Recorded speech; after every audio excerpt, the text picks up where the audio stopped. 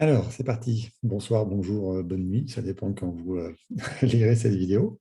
Ce soir, on parle, enfin, pour moi, ce soir, on parle de journaux des marches et opérations. Je vais faire tout l'historique, en fait. Et pour ça, je vais utiliser comme support ce que je donne en support de formation aux gens qui viennent apprendre à faire leurs arbres. C'est une partie du cours où je parle du registre matricule, c'est ce qu'on a vu dans la dernière vidéo. Donc, j'ai pris celui de Léon parce qu'il est vraiment intéressant au point de vue de tout ce qu'on peut y retrouver dedans. Donc, je peux vous le présenter aussi, du coup. Le registre matricule, c'est le livret d'identité militaire avec tout le parcours, blablabla, on l'a déjà fait. On a vu que sur le registre de Léon, j'ai appris, quand j'ai cherché, qu'il avait été fait prisonnier le 25 avril 1918 au Mont-Kémet. Moi, je veux savoir comment ça s'est passé. Parce que fait prisonnier, pourquoi, quand, dans quelles circonstances, ça m'a intrigué. Et j'ai appris plus tard à chercher et à lire les journaux des marches et des opérations, JMO. C'est un historique journalier du régiment auquel appartient notre ancêtre. On retrouve l'histoire détaillée, parfois jour après jour, de ce régiment. Détaillée, ça dépend des jours, ça dépend de ceux qui l'écrivent, mais c'est parfois hyper intéressant. Donc, il faut d'abord chercher dans quel régiment il est. Là, c'est facile. Je savais que c'était le 99e régiment d'infanterie et qu'il y était depuis le 6 juillet 1916. Il avait rejoint le 11 précisément. C'est assez simple à chercher quand on sait où chercher, parce qu'en fait, il y a un site qui regroupe ces JMO, et c'est un vrai casse-tête pour retrouver dedans. Mais avec le déroulé, voilà, c'est facile. Demandez-moi ça si vous voulez, je vous donnerai pour le retrouver pour vos ancêtres, parce qu'on n'a pas que celui-ci qui est dans le commun. Donc, on tombe sur un site, on fait une recherche, machin, on remplit, rien du tout. En fait, l'objectif, c'est d'aller dans les journaux des marches et opérations et de chercher les régiments d'infanterie, parce qu'il y a plein d'autres choses.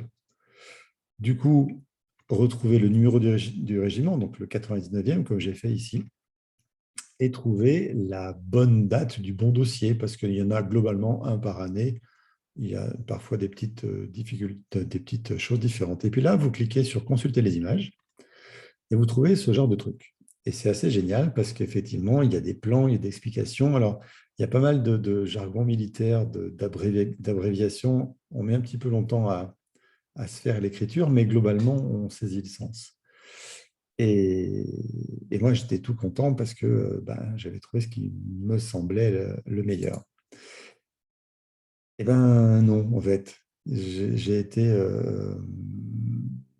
échaudé, j'ai envie de dire, parce que j'ai retrouvé des choses, mais pas ce que je pensais.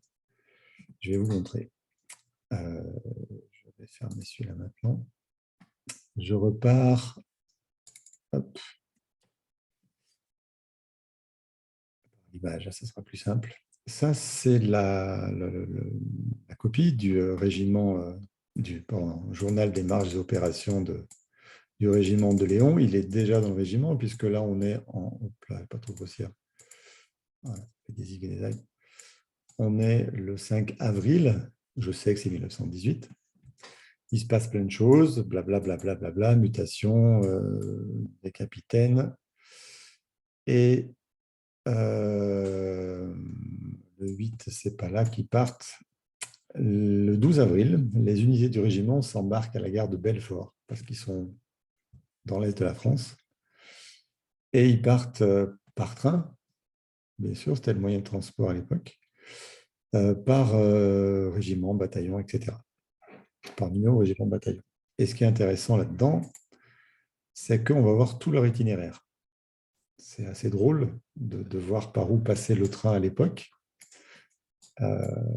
Lure, Cumont-Chalindré, Langres, Chaumont, Troyes, Pantin, donc à côté de Paris, Persan-Beaumont, pardon, Beauvais, Amiens, Abbeville, Calais, Dunkerque et Bergues. Et ils arrivent le 14 à 6h10. Ils sont partis le 12 à 4h10. Ils ont mis 2 jours pour arriver là-bas en train. Aujourd'hui, on fait un petit peu plus vite. Et puis, il y a tous les détails. Le deuxième bataillon arrive là, gna gna, on se cantonne ici, etc., etc. C'est tous des patelins là-bas que je ne connais pas. Le deuxième bataillon, pardon, Léon était dans le troisième bataillon. Il arrive en gare de Bergue à 11h. Il va cantonner à Esquelbecq. Ok, je ne sais pas où c'est. Ça doit être quelque part écrit sur la carte. Voilà, Esquelbecq, par là. C'est là, en haut, sur la carte. Je ne sais pas où est Bergue à côté de ça. Donc, je ne sais pas si on a vraiment l'information. Si Bergue, c'est un peu au sud de Bergue. Voilà. Information pas intéressante, mais j'ai refait le parcours grâce à Google en rentrant toutes les gares de la même façon pour montrer leur parcours sur la carte de France. Donc, partant des Vosges, de Belfort, on mettrait nous aujourd'hui 9h17 en voiture. Ils ont mis 2 jours en train, c'est dire un petit peu. Il y a des petites particularités à Paris et c'est drôle parce que l'année dernière, dans Paris, je me suis pas perdu, je me suis déjà perdu à Grenoble quand je suis monté dans le train pour aller voir. Je me suis trompé de train à Grenoble, ce qui a fait que j'ai dû changer tout mon voyage. Et je ne devais pas m'arrêter à Paris, je devais faire un Lyon-Bruxelles. Et finalement, j'ai fait un Lyon-Paris-Bruxelles. Et dans le RER à Bruxelles, je me suis trompé entre la gare de Lyon et la gare du Nord. Et je suis allé plus loin que j'aurais dû en RER. Et en fait, j'ai pris la voie du train qu'a pris Léon à l'époque, les mêmes rails. Je m'en suis rendu compte à Saint-Denis parce que je me suis rendu compte qu'on sortait quand même un petit peu de Paris, même si je ne connais pas bien là-bas, c'était assez clair. Du coup, je suis revenu en marche arrière, j'ai récupéré un autre train, il a fallu que je rachète un billet parce que du coup, j'avais loupé la correspondance. Mais c'est drôle parce que j'ai vraiment suivi le parcours, la petite zone de parcours que j'étais susceptible de traverser aujourd'hui par rapport à ce qu'avait fait Léon. Ça m'a bien fait marrer quand je m'en suis rendu compte. Donc, en suivant Lyon, toujours dans le le journal des marches opérations, ils arrivent à Ouatou. Alors là, on ne voit pas grand-chose sur la carte parce que c'est pas bien propre. J'ai un peu de mal à zoomer avec cet outil pas performant. C'est Ypres, ça c'est en Belgique. Ils arrivent un peu à côté. Il s'embarque en camion, il débarque à Ouatou, il prend dispositif de combat dans la région de Ouatou, etc., etc. Le deuxième, le troisième. Il y a 3 bataillons dans le 99e régiment qui sont partis en Belgique. Il n'y a que 3 de total dans le bâtiment. Et puis, le premier bataillon s'installe à Westoutre, en Belgique, en avant-poste sur le Mont Rouge. C'est un des 3 monts de la Belgique. Le deuxième, le PC du colonel à Westoutre. Et le troisième, on n'en parle pas là encore, on en parlera la page d'après. Donc là, on se rapproche du mont Kemmel. Et toujours, je lis ça, je suis l'histoire, la carte, je n'arrive pas bien à la déterminer, ça ne m'intéresse pas, je passe. En fait, je zappe quand je lis ça la première fois.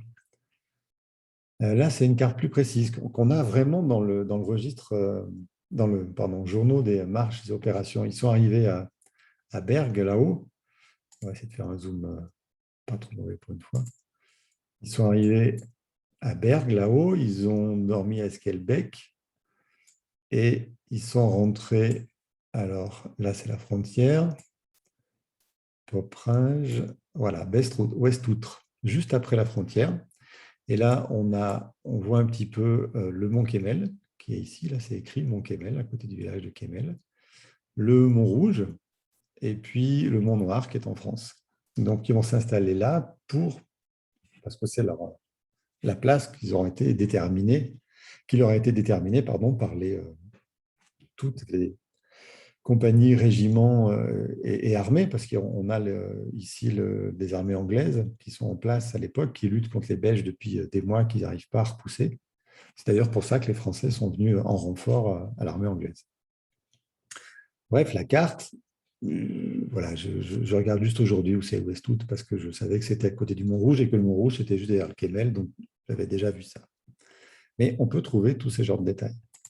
Et puis on continue.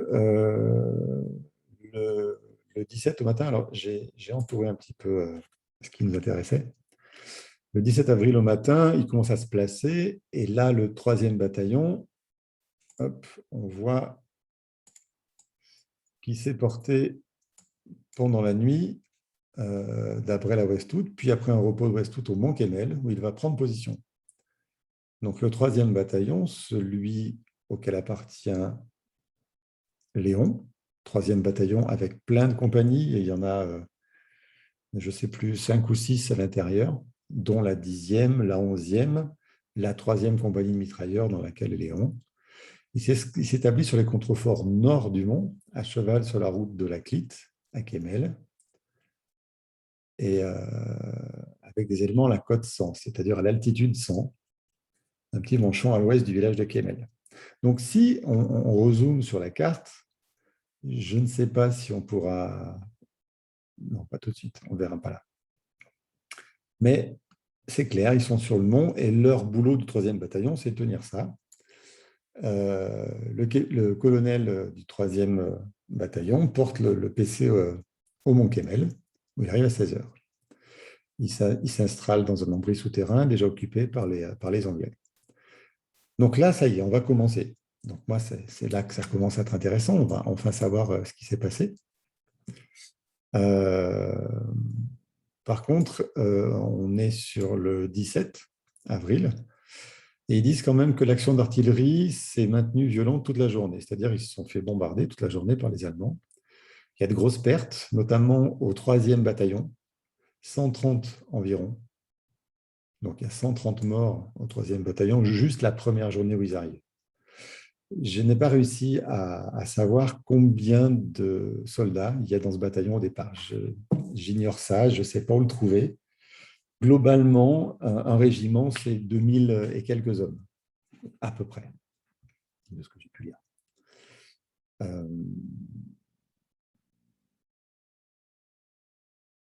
Il y a beaucoup d'histoires, traverser le basage d'explosifs et de gaz pour gagner ses positions. Donc, le 3e bataillon en a bavé quand même pour arriver au mont.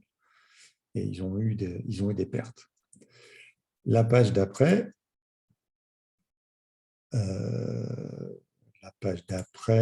alors,